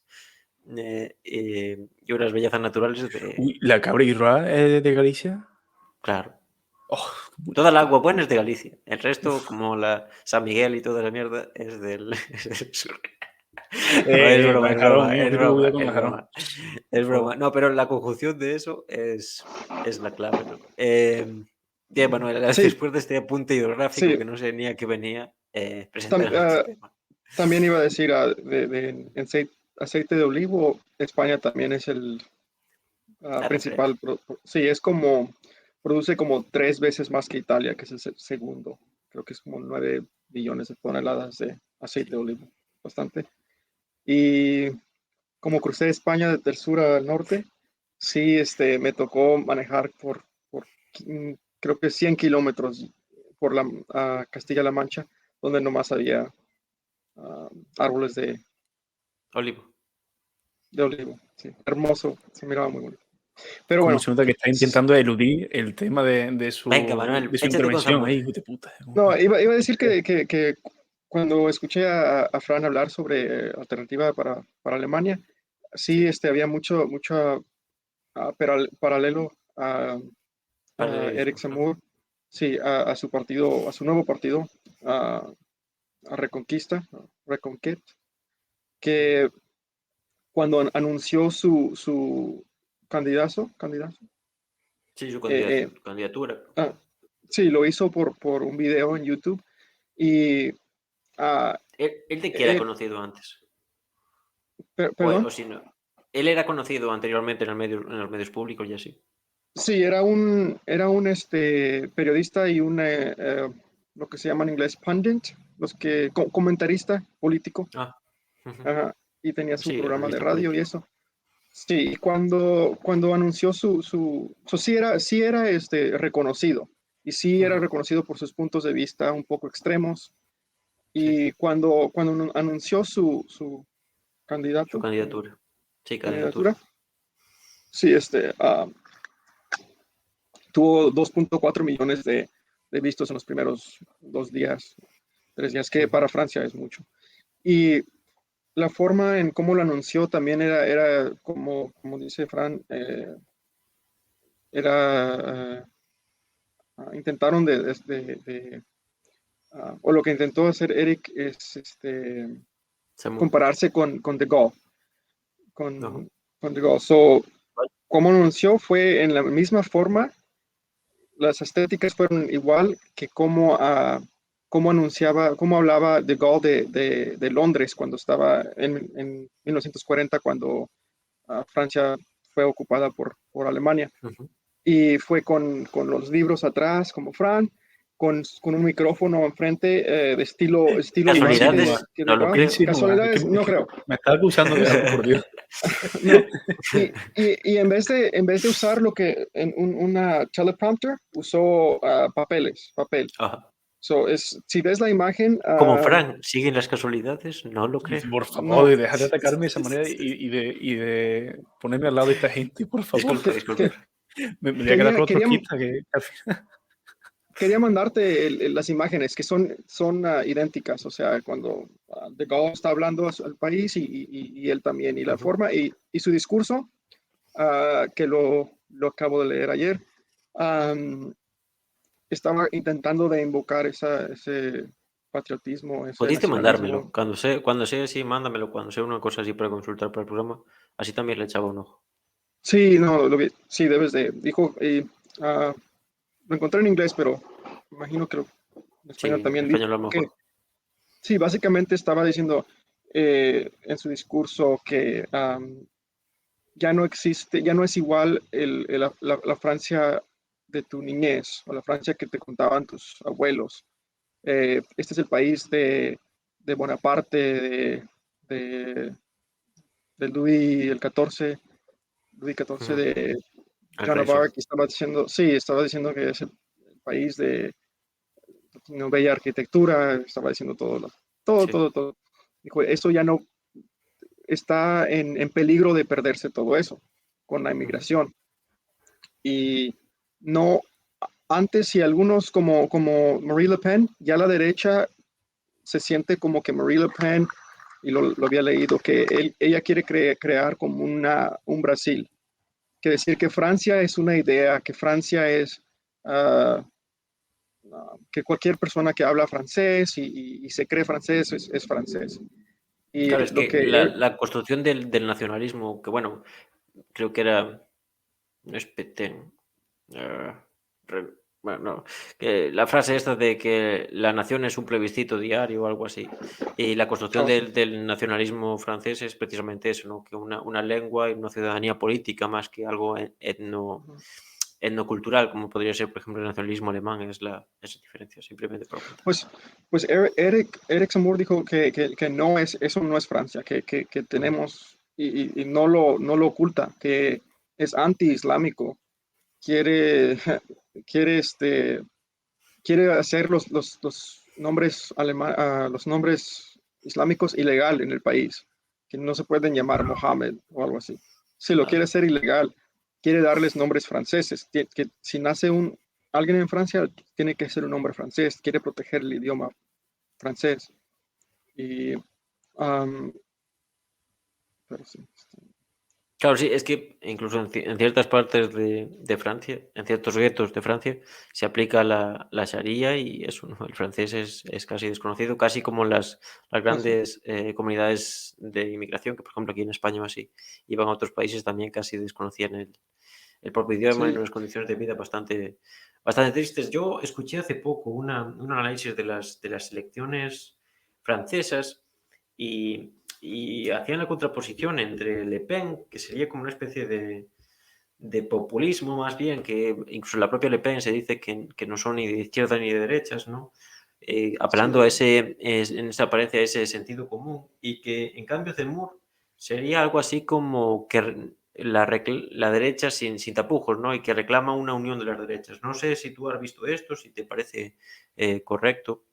sí. O sea, mis amigos de derecha apoyan a Eric Zemmour. Y a Le Ya Pen, en cambio, no.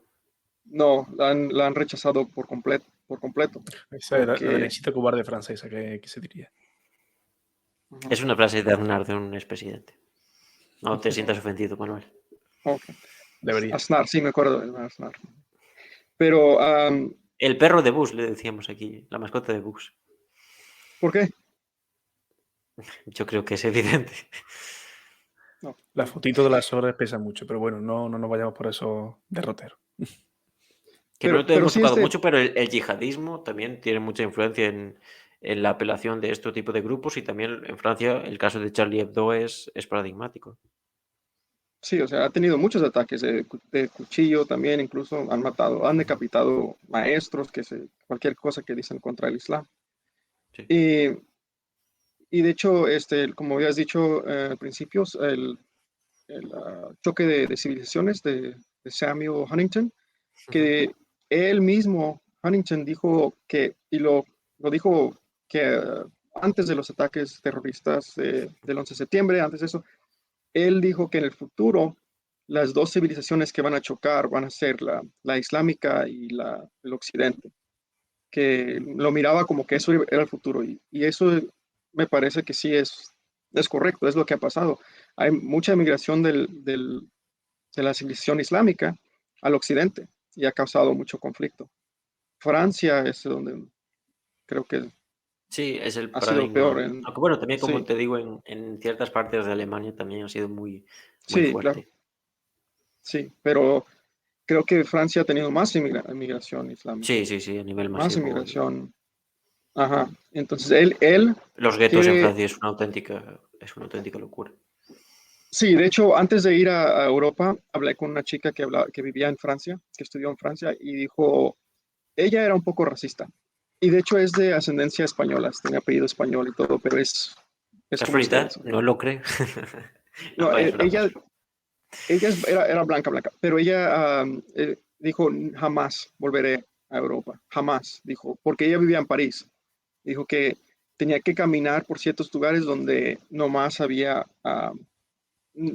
africanos y que le gritaban, le decían cosas en la calle y la insultaban en la calle.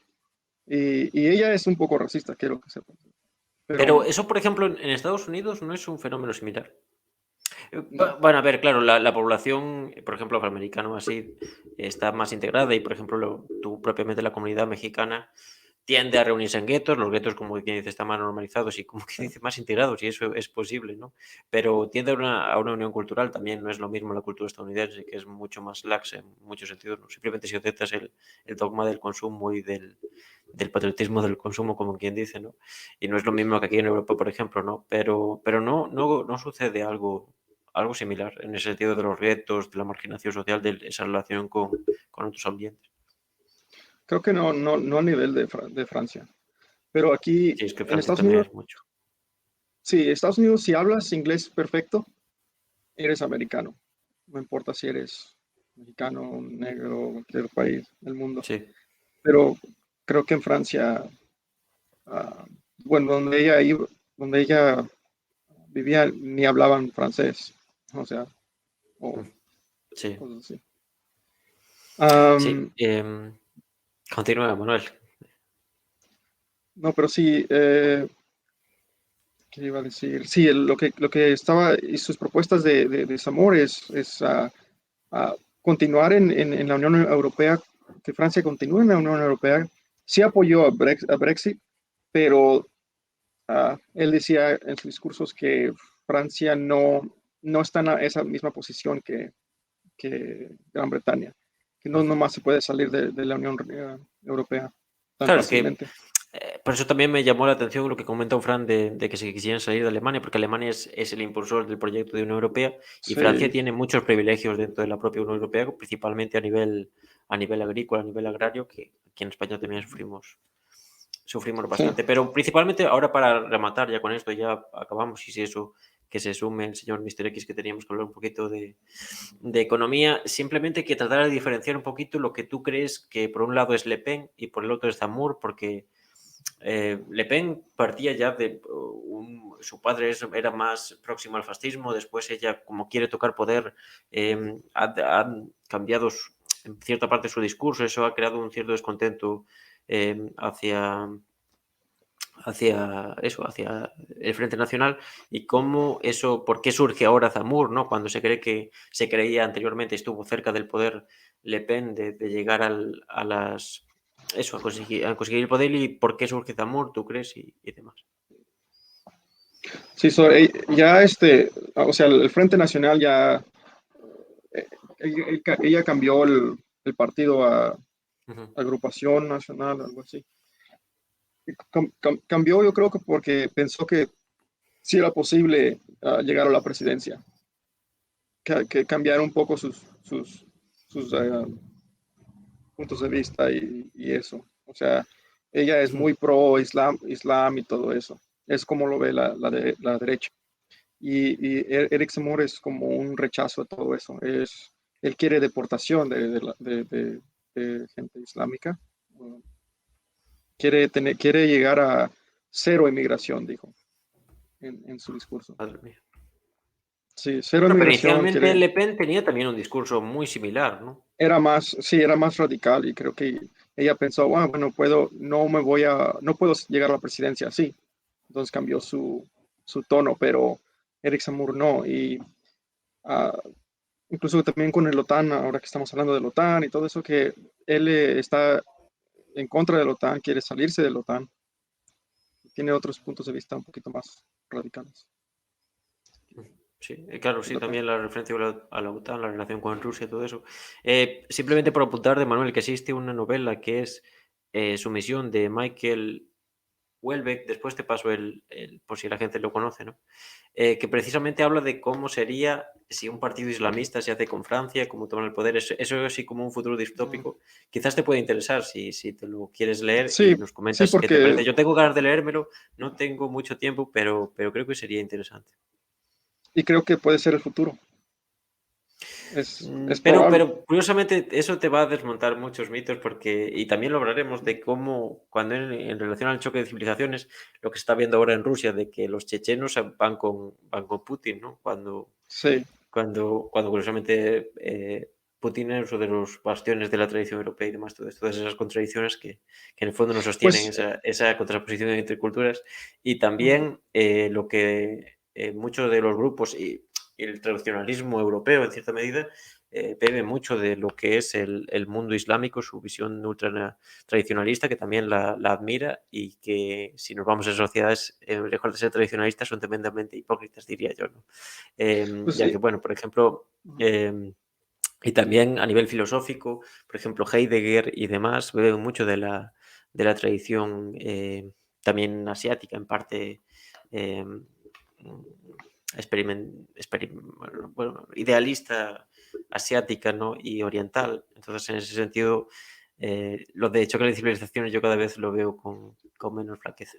Pero sí, si me querías replicar, disculpa, pero quería No, desarrollar. no, nomás iba a decir dos cosas brevemente, que Ujú. ahora hay más mezquitas que iglesias en Francia hoy en día. Ah, las iglesias han sido abandonadas. Y la otra cosa es que Rusia es mucho mejor que otros países, mucho mejor que Estados Unidos a integrar a otra gente que no sea rusa. Creo que tienen más experiencia haciendo eso y hay muchas repúblicas islámicas y de Claro, otras etnias. es una Sí, es federación, una que federación no en y ese sentido. sí, yo Claro, creo que sí, eso también. son expertos en eso. Pero como vimos en el documental, supuestamente venden esa imagen de tradición, de familia y de Sí, Dios en familia, pero curiosamente los musulmanes y los cristianos rezan al mismo Dios, ¿no? Aunque después, para camuflar las diferencias de clase, digan esas tonterías del choque civilizatorio, ¿no? Bueno, no nos vamos a meter ahora porque yo quería hablar un poquito de Italia, del caso de Casa Pound. Em, Precisamente, Casa Pound, vosotros diréis a qué es debido este nombre. Y curiosamente es un poeta estadounidense, Manuel, no sé si tú lo conocías. ¿cómo se llama? El nombre entero es Erza Weston Leomis Pound, que nació a finales del siglo XIX, es un precursor del modernismo, de lo que se conoce como la generación perdida, posterior a la Primera Guerra Mundial. Sí, Fue abiertamente fascista, apoyó a Mussolini, pero al terminar la guerra fue a Estados Unidos y lo encerraron en un manicomio y dijeron que estaba loco. No sé esto en qué medida era real, estuvo mucho tiempo y de hecho se consideró que estaba loco. Bueno, fue juzgado como eso, como por crímenes de guerra y demás, por apoyar al fascismo, pero fue sobreseído porque acabó en el manicomio y curiosamente creo que era Scott Fitzgerald el que Scott Fitzgerald, no, bueno, no me acuerdo. Sí, Fitzgerald. Scott Fitzgerald. Que testificó que eso, que realmente sí que estaba loco el pobre hombre y que lo dejaran en paz y que se fuera al manicomio, ¿no? Y bueno, ¿quién es Casapao? Que bueno, en Italia es curioso porque surgen varios movimientos al mismo tiempo. Está tanto la Liga de Salvini, la Liga Norte, que ha llegado al poder en Italia. Hemos visto que ha tenido unas políticas migratorias tal vez más estrictas, ¿no? Rechazando, pero claro, no, precisamente lo rechazaba al ya llegar, porque el proyecto que defiende Casa Pound y demás es no dejar llegar a los inmigrantes a Italia, es controlar lo que es todo el norte de Italia a través del expansionismo, que ya como vimos ya Mussolini, por ejemplo, intervino en Somalia y demás. Somalia, Libia, ahora estoy hecho un desastre. Etiopía, ¿no? La intervención de Mussolini fue en Etiopía. Ahora mismo estoy hecho un desastre, una semana un poco loca. Perdóname. Pero eso, entonces, surge paralelamente lo que es la Liga de Salvini, Forza Nuova y Casa Pound. Forza Nuova, se dice que la principal diferencia que existe entre Casa Pound y Forza Nueva es que Forza Nueva tiende más hacia el catolicismo social, ¿no? Que por ejemplo aquí en España también las diferencias que existe, por ejemplo, entre Onésimo Redondo y Ramiro Ledesma, se creía que también que era eso, que uno era más partícipe del cristianismo social, que no nos olvidemos que ese cristianismo social en gran medida influyó a la democracia cristiana en la posguerra europea, ¿no? Entonces, bien, ¿cómo se denomina? Se denoministas fascistas del terzo milenio, ¿no? Fascistas de la nueva era, ¿no?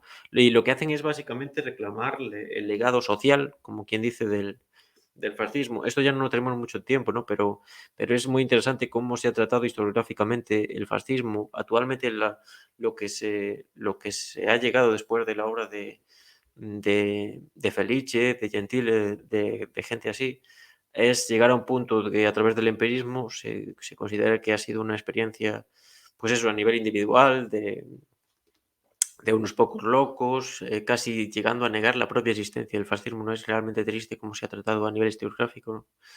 Eso también muy derivado de la teoría de los totalitarismos, ¿no?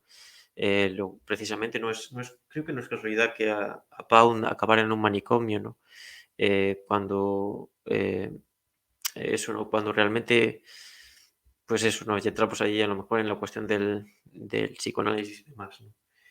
Y, y eso, generalmente también tiene un fuerte discurso contra la inmigración. Lo que hacen es, precisamente tienen un local muy grande ocupado, creo que es en Roma, en la que tiene también un gran mural en el que se leen figuras como Mussolini, Wilfredo Pareto, Nietzsche, ¿no? Sale una serie, no puedo encontrar la imagen entera, estaba muy bien ver qué clase de autores consideran como antecesores del movimiento de Casa Pound. También hace poco le desalojaron un círculo futurista, creo que era, ¿no? Precisamente lo que tú has comentado, Fran, la represión de estos movimientos, lo único que hace es fortalecerlos, ¿no? Eh, Eso, un círculo futurista en el que realizaban acciones culturales, no sé si era en Roma propiamente, pero sí que tenían ciertos lugares ocupados, ¿no? Desarrollan eso, ¿no? Mucha labor como quien dice, de base, ¿no? Por ejemplo, hace poco uno de sus líderes, Simone Di Stefano, fue detenido en un desahucio, ¿no? Simone Di Stefano era uno de los, creo que se presentó a la alcaldía no sé, de Milán o de alguna zona por ahí, y fue detenido en un desahucio de una familia italiana de un suburbio no sé si de Roma exactamente, ¿no? Y fue detenido, creo que actualmente la mayoría de los líderes están en la cárcel, creo que están ilegalizados, no sé si fue de nuevo a Casa Pau, pero siguen funcionando, pero bueno, tienen ahí también es difícil encontrar información reciente sobre ellos, ¿no? Y nada, se centra principalmente en las periferias urbanas, también tiene un discurso de volver a los orígenes agrarios del campo, que esto curiosamente se remonta incluso a Séneca a nivel de Italia, ¿no? En la deriva del Imperio Romano, lo que se hacía era vender ese mito del agricultor feliz con su familia y arando el campo tranquilamente, cuando eso es, bueno, cuanto menos que bastante utópico, aunque bueno, ellos argumentan que eso ya ha sido puesto en práctica en Grecia, no desconozco esa experiencia como tal, ¿no? Y bueno, tampoco no, por no volvernos, es verdad que hace poco empezaron a hacer una campaña muy fuerte contra el Green Pass, que eso yo creo que le ha restado bastante credibilidad porque no es algo que, como quien dice, a nivel populista que te puede dar muchos votos, sí, atraes a mucha gente quizás, ¿no? Pero qué clase de gente, en lugar de denunciar lo que es el abandono de las instituciones, por ejemplo, con la pandemia, ha sido eso, remitirse a esa idea de libertad individual entonces, bueno, eso ha hecho que tal vez se ralentice un poco. Y en la propia pandemia creo que no sé si os suena de que ocuparon una sede de un sindicato en Italia, que es creo la CGIL, que desconozco exactamente la afiliación política de este sindicato y su trayectoria histórica, es una pena no encontrar información, pero no sé exactamente ni por qué, pero ocuparon la sede de ese sindicato. Fue una noticia bastante sonada, habrá como medio año, un año, algo así, no sé si tenía noticias de eso. No tenía noticias. O sea, sabía que de lo de la ocupación, pero ni puta idea de la sigla del sindicato y mucho menos de la orientación que tenía. Lo voy a buscar a ver si lo encuentro. Sí, CGIL supongo que estará vinculado a la izquierda. Y es curioso también el discurso en este caso voy a citar a Forza Nueva, porque ellos hablan de que los problemas de que se abandonara la clase trabajadora italiana es en parte del trotskismo y denuncia también el globalismo, ¿no? Que es lo que sería el posmodernismo, su interpretación del posmodernismo, ¿no?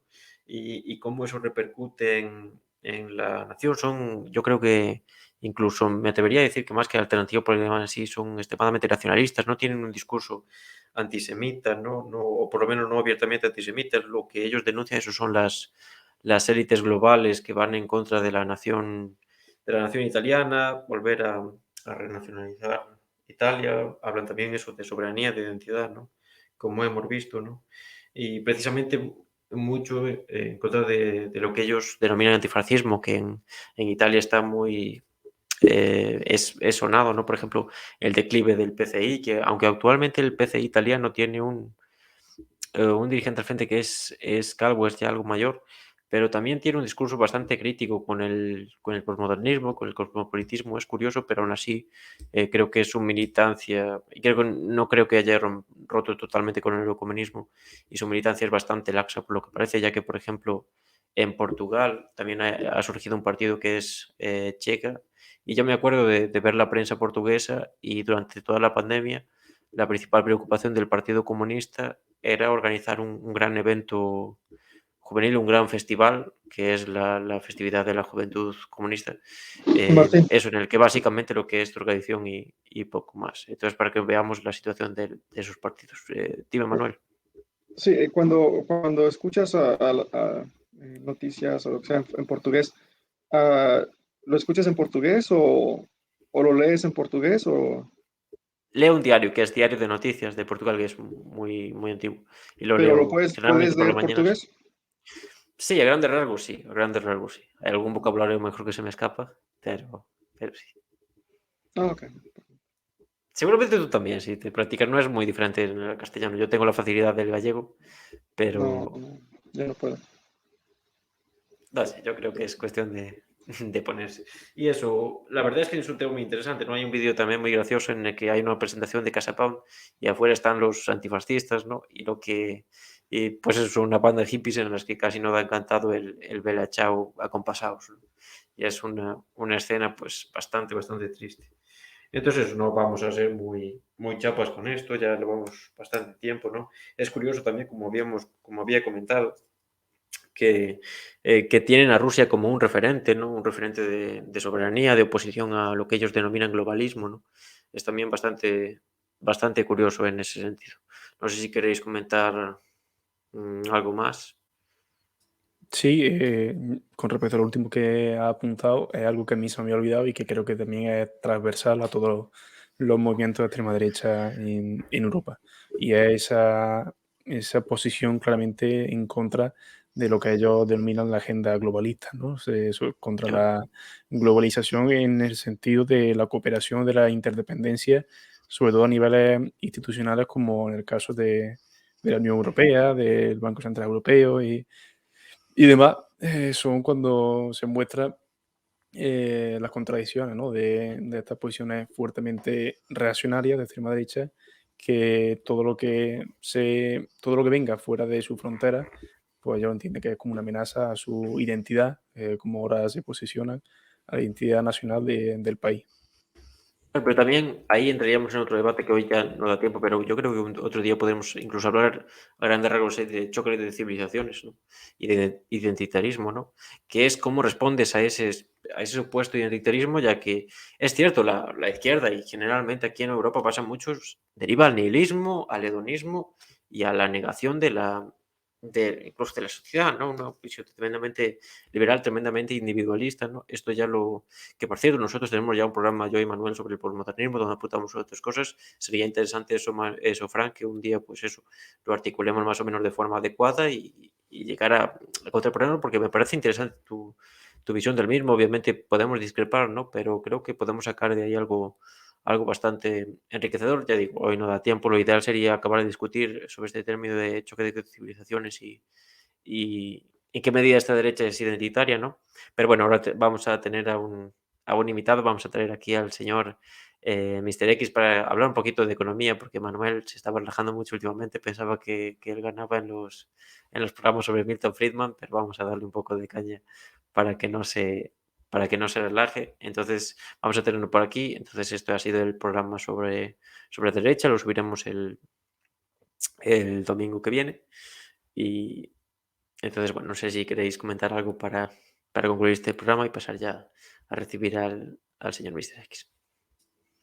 Yo simplemente que quedamos emplazados a ser uno, única y exclusivamente de la cuestión española con respecto a extrema derecha y demás. Y que sigo pendiente del programa sobre cristianismo social, cristianismo de base o cristiano marxismo. Ahí queda eso. Sí, hablaremos de la posguerra europea, hablaremos de Juan Pablo II, de Concilio Vaticano. Sí, la verdad es que yo también le tengo ganas. No sé muy bien cómo hacerlo, porque yo quería hacer los antecedentes, pero sí, algo de eso ha de haber. Tenemos que hacer la comparación entre el Rerum Novarum para ti y para mí el Pacem in Terris. Así que, Algo si de te eso sirve hay eso de que, precedente. algo de eso hay que tirar. Señor Manuel, Sí, lo que iba a decir es que en Europa cada cuántos años crean otro nuevo partido y sale un nuevo partido.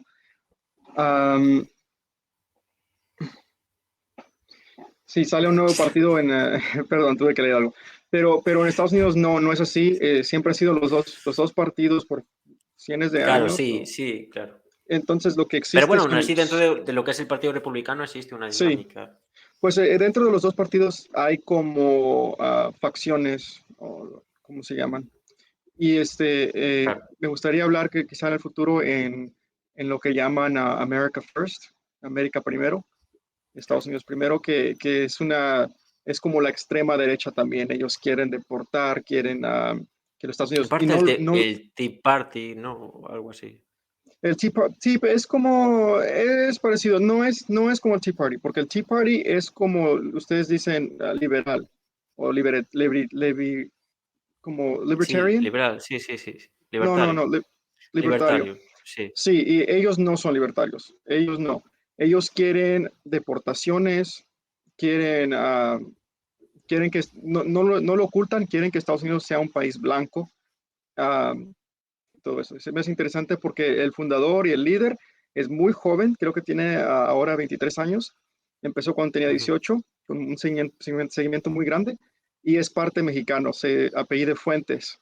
Entonces es como una contradicción, pero No, deben no es de... Rubio, no se apellidaba Rubio. No, es Fuentes.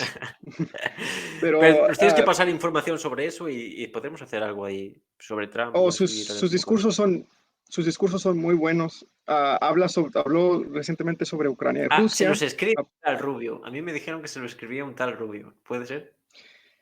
Sí, un rubio sí ha escuchado eso también, que le escribe No, sus no, discursos. apellido Rubio. Apellido Apellido Rubio. Rubio, sí, Manuel. sí, Creo por que era eso, un apellido Rubio. como Manuel o algo así el nombre, no me acuerdo. Yo soy Bueno, Trastámara, vamos quiero a. que sepas. Bueno.